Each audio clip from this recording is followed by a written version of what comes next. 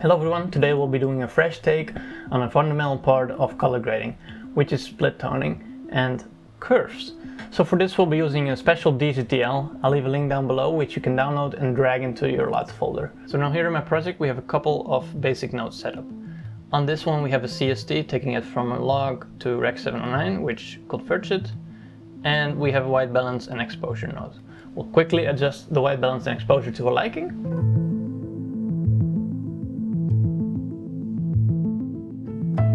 So now I've adjusted my base image. It went from this to this, which is a little bit overexposed, but it helps with the dreamy vibes. So we're going to go to the CB node, which stands for color balance. We're going to drag a DCTL on there, which is a DaVinci effect. After you download the file from GitHub, you'll find it in the description. Drag it into your LUTs folder. So you're going to drag it into your LUTs folder, and then you're going to load it up from here after you restart DaVinci. You need to restart it, otherwise it doesn't work. Now in here you'll see a bunch of sliders. Basically this controls the amount of colors in each area of your image, like the curves would. You can very easily start adding cyan in your shadows. As you'll see, now it mashed up the skin tones a little bit. So you can go to your midtones, drag it towards red, and there we go, we already have a little bit of a split tone going. We went from this to this, which is already a little bit of an improvement, but we can tweak it more. Now we can also add a little bit of blue to the highlights because it's in a foggy forest.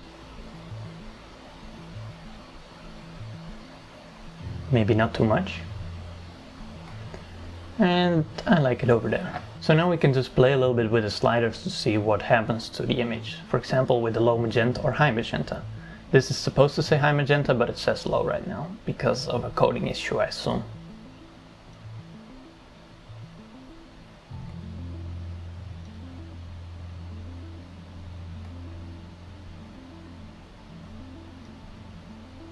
Tweak it very precisely by sliding on the numbers instead of the slider.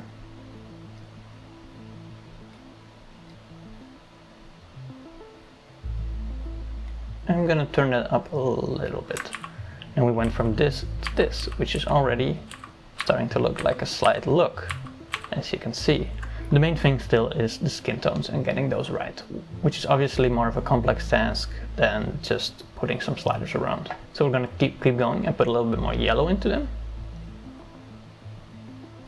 As you can see, this pulled them more evenly. And it made the image a little bit warmer. I like that a lot. Now we went from this to this. You can see it's only a slight difference, but it already makes a huge difference in the feeling it has. You can play around with it a little bit more by making the highlights a little bit darker. So what we can do now is add a parallel node, call it face, put it down here, grab a mask, put it around my face, make it a nice size that fits it, feather it out nicely so it looks nice and fitting around your face. Now we can start playing around with another color balance, maybe even.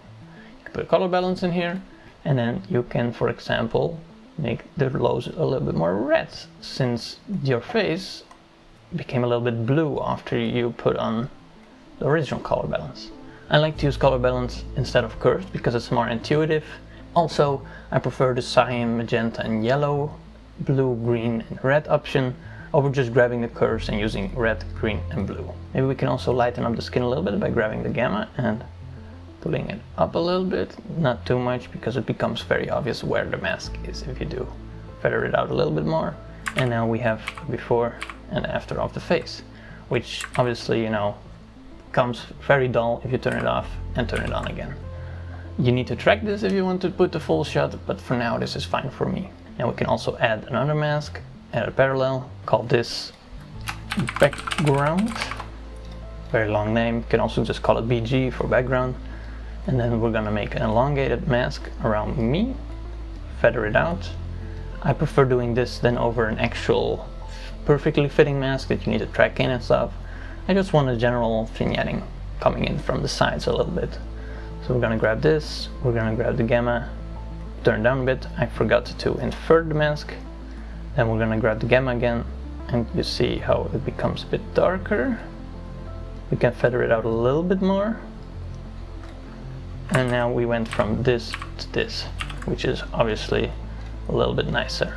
And we can add one final node, add parallel, call it sky, grab it, grab a gradient, pull it in from the top, and lower the highlights a little bit, and then lower the gamma a little bit, and it slightly darkens the sky area because I found it a little bit too bright. And then we can maybe also remove a little bit of extra contrast to make it look a little bit more foggy. So now if we turn all of this off, it looks like this, and with it looks like this. For the first second it might look like a very specific mask and you can see where the mask is, but if you look now at the shot, you'll see that overall it looks very nice and has a lot of depth compared to before. It looks like this, then we went to this. So that's how you can quickly create a split tone image with the DCTL, which is a very fresh way of doing it compared to using the curves, even though it achieves the same result but in a more intuitive way. I hope you liked this tutorial. If you did, leave a comment down below.